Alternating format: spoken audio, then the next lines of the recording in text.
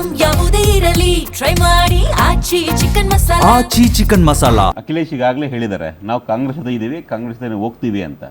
So individual ಆಗಿ ಹೋದರೆ there is A problem, ಅಂದರೆ ಸಮಸ್ಯೆ ಆಗೇ ಆಗುತ್ತೆ ನಮಗೆ.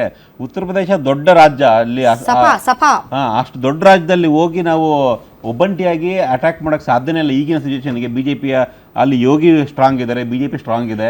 ಸೊ ಹಾಗಾಗಿ ಅಲಯನ್ಸ್ ಹೋದರೆ ಬೆಟರು ಅನ್ನೋ ಥರ ಅಖಿಲೇಶ್ ಒಂದು ರೀತಿ ಜಾಣ್ಮೆನ ಪ್ರದರ್ಶನ ಮಾಡ್ತಾ ಇದ್ದಾರೆ. ನಾವೀಗ ಇಂಡಿಯಲ್ಲಿ ಲಾಸ್ಟ್ ಟೈಮು ಕೇಜ್ರಿವಾಲ್ ಕಥೆ ಏನಾಯ್ತು, ಈಗ ಕೇಜ್ರಿವಾಲ್ ಹೊರಗಡೆ ಬಂದರು, ನಾನು ಹೋಗ್ತೀನಿ ಅಂತ, ದೆಹಲಿ ಸೋತರು.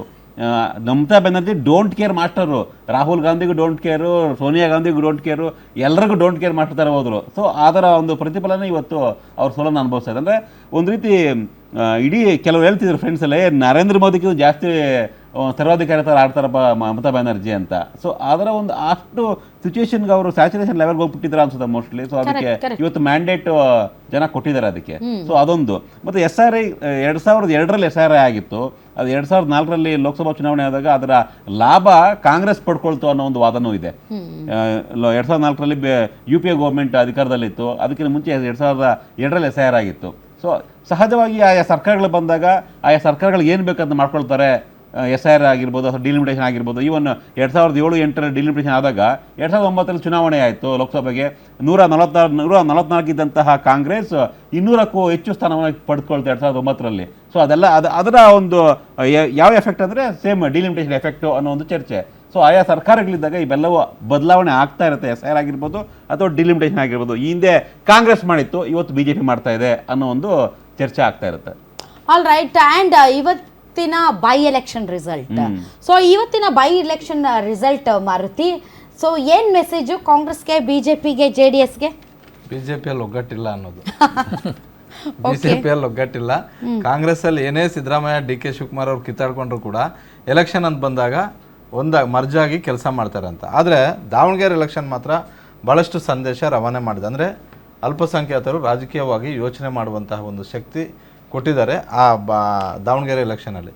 ಹೆಚ್ಚು ಕಡಿಮೆ ಆಗಿ ನಾನು ನೇರವಾಗಿ ಹೇಳೋದಾದರೆ, ದಾವಣಗೆರೆ ಎಲೆಕ್ಷನಲ್ಲಿ ಮುಸ್ಲಿಂ ಮತದಾರರು ಒಂದಷ್ಟು ಓಟು SDPಗೆ ಶಿಫ್ಟ್ ಆಗಿರೋದು ನಿಜ, BJP ಅಭ್ಯರ್ಥಿಗೂ ಕೂಡ ಓಟ್ ಹಾಕಿರೋದು ನಿಜ.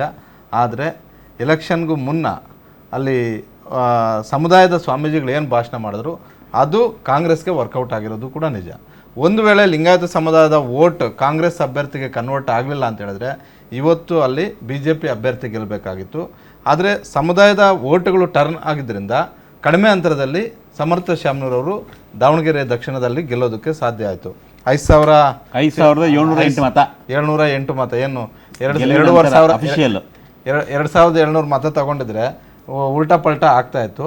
ಹಾಗಾಗಿ ಮುಂದಿನ ದಿನಗಳಲ್ಲಿ ಮುಸ್ಲಿಂ ಸಮುದಾಯಕ್ಕೆ ಪರ್ಯಾಯವಾದಂತಹ ಶಕ್ತಿಗಳು, ಪರ್ಯಾಯವಾದಂಥ ಒಂದು ಪಕ್ಷಗಳು ಇದಾವೆ ಅನ್ನುವಂಥದ್ದನ್ನು ಈ ಚುನಾವಣೆ ಮೂಲಕ, ನಾನು ಹಂಗಂತ ಹೇಳಿದ ತಕ್ಷಣ ಮುಸ್ಲಿಮರು ಅಲ್ಲ JDS ನಾಯಕರನ್ನ ಬೆಳೆಸಿದ್ರೆ ಆಡ್ ಮಾಡ್ತೀವಿ ಮೇಡಮ್. ಇದು ನಾವು ವೆಸ್ಟ್ ಬೆಂಗಾಲ್ ಎಲೆಕ್ಷನ್ ನೋಡಿದಾಗ ಇಷ್ಟು 200 ಸ್ಥಾನ BJP ಬರ್ತಾ ಇದೆ ಅಂದರೆ ಮುಸ್ಲಿಮ್ಸ್ ವೋಟ್ಸ್ ಕೂಡ BJPಗೆ ಹೋಗಿರುತ್ತೆ. ವಿತೌಟ್ ಮುಸ್ಲಿಂ ವೋಟರ್ಸ್ ಅಷ್ಟು ಸ್ಥಾನ ಪಡೆಯಕ್ಕೆ ಸಾಧ್ಯನೇ ಇಲ್ಲ.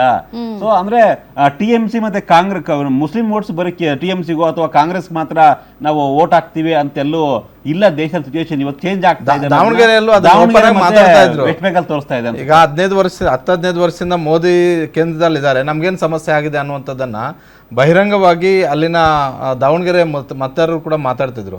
ನನಗೆ ಈ ಬಾರಿ ಭಾಳ ನಂಬಿಕೆ ಇರೋದು ಏನಂತ ಹೇಳಿದ್ರೆ, ಈ ಸ್ಮಾಲ್ ಮಾರ್ಜಿನ್ನಿಂದ ಗೊತ್ತಾಗ್ತಿರೋದು ಏನಂತ ಹೇಳಿದ್ರೆ, ಯಾವ ರೀತಿ SDPIಗೆ ವೋಟ್ ಶಿಫ್ಟ್ ಆಗಿದೆಯೋ ಒಂದು ಅಲ್ಪ ಸ್ವಲ್ಪ BJPಗೂ ಕೂಡ ದಾವಣಗೆರೆ ದಕ್ಷಿಣದಲ್ಲಿ ಶಿಫ್ಟ್ ಆಗಿದೆ.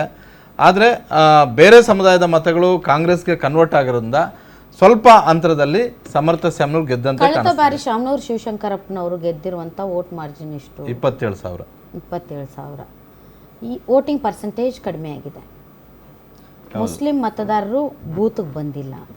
15,000 SDPIಗೆ ಶಿಫ್ಟ್, 19,000 SDPIಗೆ ಶಿಫ್ಟ್ ಆಗಿದೆ. ಸೊ ಎಲ್ಲೂ ಹೋಗಿಲ್ಲ. ಐ ಮೀನ್ BJPಗೆ ಶಿಫ್ಟ್ ಆಗಿಲ್ಲ. ಬಟ್ ನನಗೆ ಸ್ವಲ್ಪ ಆದರೂ BJPಗೆ ಶಿಫ್ಟ್ BJPಗೆ 55,000 ಇತ್ತು ಲಾಸ್ಟ್ ಟೈಮ್, ಈಗ 63,000. ಬೈ ಎಲೆಕ್ಷನ್ ಆದರೂ ಕೂಡ ಈಗ ಸಿಂಪತಿ ಇತ್ತು, ಶಾಮನೂರ್ ಕುಟುಂಬದ ಅನ್ನೋ ದೊಡ್ಡ ನೇಮ್ ಇತ್ತು. ಬೈ ಎಲೆಕ್ಷನ್ ಯಾವುದೇ ಸರ್ಕಾರ ಇದ್ದಾಗ ಬೈ ಎಲೆಕ್ಷನ್ ಆದಾಗ ಆ ಸರ್ಕಾರ ಗೆಲ್ಸ್ಕೊಬೇಕು, ಇನ್ನೂ ಮಾರ್ಜಿನ್ ಜಾಸ್ತಿ ಮಾಡಬೇಕು ಅನ್ನೋ ಪ್ರಯತ್ನ ಪಡ್ತಾರೆ. ಬಟ್ ಇಲ್ಲಿ ನೋಡಿದಾಗ 27,000 ಎಲ್ಲಿ 5,000 ಎಲ್ಲಿ ಬಟ್ ನ್ಯೂ ವೋಟರ್ಸು ಕೂಡ ಇದ್ದಾರೆ, ಒಂದಿಷ್ಟು ಜನ ನ್ಯೂ ವೋಟರ್ಸು ಕೂಡ ಇದ್ದಾರೆ. ನನಗಂತ SDP ಲಾರ್ಜ್ ನಂಬರ್ಸ್ ಅಲ್ಲಿ ನೆಗೆಟಿವ್ ವೋಟ್ಸ್ ಬಿಜೆಪಿ ಟ್ರಾನ್ಸ್ಫರ್ ಅಷ್ಟು ದೊಡ್ಡ ಪ್ರಮಾಣದಲ್ಲಿ ಆಗಿಲ್ಲ ಅಂತ ಅನ್ಸುತ್ತೆ. ಅಲ್ಲ, ದೊಡ್ಡ ಪ್ರಮಾಣದಲ್ಲೂ ಕೂಡ ಮಾರ್ಜಿನ್ ಇಲ್ವಲ್ಲ, ಬಹಳ ಸಣ್ಣ ತಿನ್ ಮಾರ್ಜಿನ್. ಅಲ್ಲ, SDPIಗೆ ಶಿಫ್ಟ್ ಆಗಿರ್ಬೋದು ಸ್ವಲ್ಪ ಆದ್ರೂ. ಇಲ್ಲಿ ಆಗಿದಾವಲ್ಲ 19,000 ಆಗಿದೆ. ಯಾಕಂದ್ರೆ ಅಲ್ಲಿ SDPI ಲಿಸ್ಟ್ ಅಲ್ಲಿ ಇರಲಿಲ್ಲ. ಸೊ ಅಲ್ಲಿ ಟ್ರಾನ್ಸ್ಫರ್ ಆಗಿದೆ. ಬಟ್ ಇನ್ನೊಂದೇನು ಅಂದ್ರೆ ಇವರು ಕಾಂಗ್ರೆಸ್ ಅಲ್ಲಿ ನಾವು ನೋಡೋ ಪ್ರಕಾರ ಈ ಒಂದೇ ಎಲೆಕ್ಷನ್ ಅಲ್ದಿರಾನೆ ಅವ್ರು ಕೋಲ್ಡ್ ವಾರ್ ಜಾಸ್ತಿ ಇರೋದ್ರಿಂದ ಸರ್ ಮೆನ್ಷನ್ ಮಾಡ್ದಂಗೆ. ಸೊ ಯಾವಾಗಲೂ ಎಲೆಕ್ಷನ್ ಬಂದಾಗ ಇವ್ರು ಒಂದಾಗದಿರಿ. ಫಾರ್ ಎಕ್ಸಾಂಪಲ್ BJP ತಗೊಂಡ್ರೆ ನೀವು ಅವ್ರು ಬೇಗ ಪಾಠ ಕಲಿತಾರೆ. ನೀವು ಯಾವುದೇ ಎಲೆಕ್ಷನ್ ತಗೊಂಡ್ರು ಅದು ಕರ್ನಾಟಕ ಬಿಟ್ಟು ಹೇಳ್ತಿರೋದು, ಕರ್ನಾಟಕದಲ್ಲಿ ಅವ್ರು ಪಾಠ ಕಲಿತಾ ಇಲ್ಲ 3 ವರ್ಷದಿಂದ ಆದ್ರೂ. ಅದು ಏನಕ್ಕೆ ಕಲಿತಾ ಇಲ್ಲ, ಇನ್ನೊಂದೇನು ಅಂದರೆ ನಾನು ಯಾವುದೇ ರಾಜ್ಯ ನೀವು ತೊಗೊಂಡ್ರು ಅಪ್ಪ ಇಂದ ಮಗನಿಗೆ ಪವರ್ ಬಂದಿರೋದು ಇದು ಒಂದೇ ಸ್ಟೇಟ್ ಏನೋ ಅಂತ ಮೇಲಕ್ಕೆ ನಾವು ಕಾಣಿಸ್ತಾ ಇದೆ. ಯಾಕೆಂದರೆ ಎಲ್ಲೇ ಆಗಲಿ ನಿಮಗೆ ಪ್ರೆಸಿಡೆಂಟ್ ಆಗಲಿ ಯಾರೇ ಆಗಲಿ RSS ಇಂದಾನೇ ತೊಗೊಂಬಂದು ಕೊಡಿಸ್ತಾರೆ. ಮೇಜರ್ ನೀವು ಎಲ್ಲೇ ತೊಗೊಂಡ್ರು ಆಲ್ ಓವರ್ ಸ್ಟೇಟಲ್ಲಿ ಅದೇ ಥರನೇ ನಡ್ಕೊಂಬಂದಿದೆ. ಇಲ್ಲಿ ಅದು ಒಂದು ಮಾಡಿಲ್ದಿರೋದಕ್ಕೆ ಯತ್ನಾಳ್ ಅವ್ರು ಮಾತಾಡಿ ಆಚೆ ಹೋದ್ರ.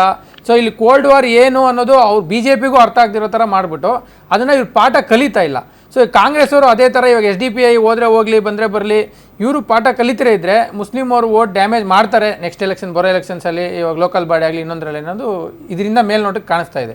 ಸೊ ಇನ್ನೊಂದೇನು ಅಂದರೆ ಅಮಿತ್ ಶಾ ಅವರು ಎಲ್ಲ ಕಡೆ ಕಾನ್ಸಂಟ್ರೇಟ್ ಮಾಡ್ತಾರೆ, ಕರ್ನಾಟಕಕ್ಕೆ ಯಾಕೆ ಒತ್ತು ಕೊಡ್ತಾ ಇಲ್ವಾ ಅಂತ. ಯಾಕಂದರೆ ವೆಸ್ಟ್ ಬೆಂಗಾಲಲ್ಲೂ ಒಂದು ಡೈಲಾಗ್ ಹೊಡೆದಿರು, ಏನಂದರೆ 21 ರಾಜ್ಯದಲ್ಲಿ ನಾವು ಅಧಿಕಾರ ಇರೋದು ಒಂದು ನಮ್ಗೆ ಇದಾದರೆ ನಾವು ವೆಸ್ಟ್ ಬೆಂಗಾಲಲ್ಲಿ ಇವಾಗ ಅಧಿಕಾರ ಬಂದರೆ ಅದೇ ಒಂದು ಥ್ರಿಲ್ ಕೊಡುತ್ತೆ ನಮಗೆ ಅಂತ ಹೇಳಿದ್ರು. 21 ನಿಮ್ಗೆ ಏನು ಥ್ರಿಲ್ ಕೊಡ್ತಾ ಇದೆಯೋ ವೆಸ್ಟ್ ಬೆಂಗಾಲ್ ಗೆದ್ರೆ ನಮ್ಗೆ ಅಷ್ಟು ಇದರಲ್ಲಿ ಥ್ರಿಲ್ ಕೊಡುತ್ತೆ ಅನ್ನೋ ಅಷ್ಟು ಕಾನ್ಸಂಟ್ರೇಷನ್ನು ವೆಸ್ಟ್ ಬೆಂಗಾಲ್ ಮೇಲೆ ಇದೆ. ಬಟ್ ಅದೇ ಕರ್ನಾಟಕಕ್ಕೆ ಬಂದರೆ ಪ್ರೆಸಿಡೆಂಟ್ನ ಆಯ್ಕೆ ಮಾಡೋಕ್ಕೆ 2 ವರ್ಷ ತೊಗೊಂಡ್ರು, ಆಲ್ಮೋಸ್ಟ್ ಒಂದು ಕಾಲು ವರ್ಷ ತೊಗೊಂಡ್ರು ಒಂದು ಪ್ರೆಸಿಡೆಂಟ್ನ ಆಯ್ಕೆ ಮಾಡೋಕ್ಕೆ. ಸೊ ಆ ಥರ ಒಂದು ಟಿಕೆಟಲ್ಲಾಗಲಿ, ಇವಾಗ ಟಿಕೆಟ್ ಲಾಸ್ಟ್ 2023 ನೋಡಿದ್ರೆ ನೀವು ಎಲೆಕ್ಷನ್ನು, ನಳಿನ್ ಕುಮಾರ್ ಕಟೀಲ್ ಅವರು, BL ಸಂತೋಷ್ ಅವರು, ವಿಜೇಂದ್ರ ಅವರು ಮೂವರು ಕನ್ಫ್ಯೂಸ್ ಮಾಡಿಕೊಂಡು ಒಂದು ಎಷ್ಟೊಂದು ಟಿಕೆಟ್ಸ್ ಹಾಳು ಮಾಡಿದ್ರು. ಅಂದರೆ ಇವ್ರು ಕೊಡಬೇಕಾ ಅವ್ರಿಗೆ ಕೊಡಬೇಕಾ ಅಂತ. ಸೊ ಇಲ್ಲಿ ಸೆಂಟ್ರಲ್ ಅವ್ರದ್ದು ಏನು ಹಸ್ತಕ್ಷೇಪ ಕಾಣಿಸ್ತಾ ಇಲ್ಲ ಅನ್ನೋದು ಮೇಲ್ನೋಟಕ್ಕೆ ಕಾಣಿಸ್ತಾ ಇದೆ. ಸೊ ಅದು ಟಿಕೆಟಿಂದ ಇರ್ಬೋದು, ಕ್ಯಾಂಪೇನಿಂಗಿಂದ ಇರ್ಬೋದು, ಅದು ವೋಟ್ ಟ್ರಾನ್ಸ್ಫರಿಂದ ಇರ್ಬೋದು, ಎಲ್ಲದರಲ್ಲೂ ಹೈಕಮಾಂಡ್ಗೆ ಇಂಟ್ರೆಸ್ಟ್ ಇಲ್ಲ. ಅದೇ BJPಗೆ ಡ್ಯಾಮೇಜ್ ಆಗ್ತಾ ಇದೆ ಸ್ಟೇಟಲ್ಲಿ ಅನ್ನೋದು ಬಹುಶಃ ಇರ್ಬೋದು.